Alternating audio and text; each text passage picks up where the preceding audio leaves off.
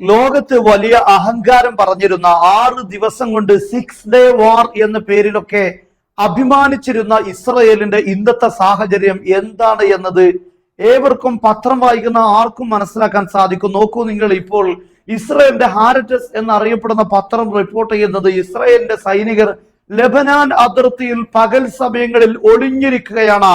രാത്രി മാത്രമേ മുകളിലേക്ക് വരാൻ കഴിയുന്നുള്ളൂ. കാരണം ലെബനാനിലെ ഹിസ്ബുള്ളയുടെ ഡ്രോണുകൾ, FPV ഡ്രോണുകളെ ഭയന്നുകൊണ്ടാണ് ഈ സംഭവം ഉണ്ടായിരിക്കുന്നത്. യഥാർത്ഥത്തിൽ ഹിസ്ബുള്ളക്കെതിരെ പേജർ അറ്റാക്ക് നടത്തിയതിന്റെ വൻ തിരിച്ചടിയാണ് ഇന്ന് ഇസ്രയേലിന്റെ സൈനികർ ഏറ്റുവാങ്ങിക്കൊണ്ടിരിക്കുന്നത്. നോക്കൂ നിങ്ങൾ, വളരെയധികം ഗുരുതരമായ ഒരു സാഹചര്യം ഇപ്പോൾ ഇസ്രയേൽ സൈനികർക്കുണ്ടായിട്ടുണ്ട്.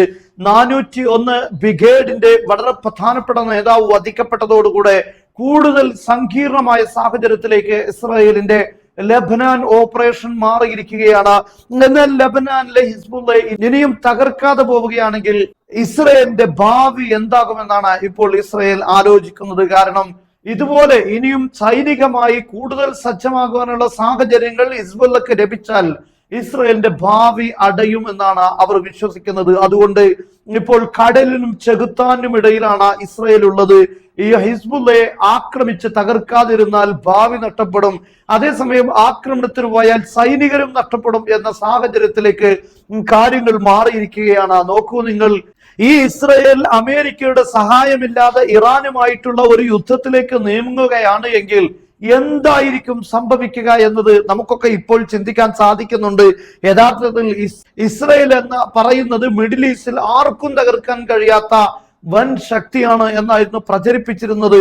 എന്നാൽ ഈ അമേരിക്കയുടെ സഹായമില്ലാതെ, അമേരിക്കയുടെ സൈനിക സംവിധാനങ്ങളില്ലാതെ, അമേരിക്കയുടെ ടെക്നോളജി ഇല്ലാതെ, അമേരിക്കയുടെ ആയുധങ്ങളില്ലാതെ ഇസ്രയേൽ വട്ടപൂജ്യമാണ് എന്ന സാഹചര്യത്തിലേക്ക് കാര്യങ്ങൾ എത്തിച്ചിരിക്കുന്നു.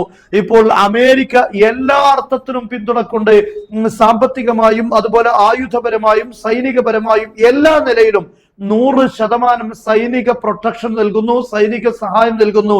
എന്നിട്ട് പോലും ഇറാന് മുന്നിൽ പിടിച്ചു നിൽക്കാൻ കഴിയാത്ത ഇസ്രായേലിന്റെ ദുരന്തപൂർണമായ സാഹചര്യങ്ങളാണ് ഇന്ന് ലോകം വായിച്ചുകൊണ്ടിരിക്കുന്നത് എന്ന് പറയുമ്പോൾ കാലം മാറിയിരിക്കുന്നു.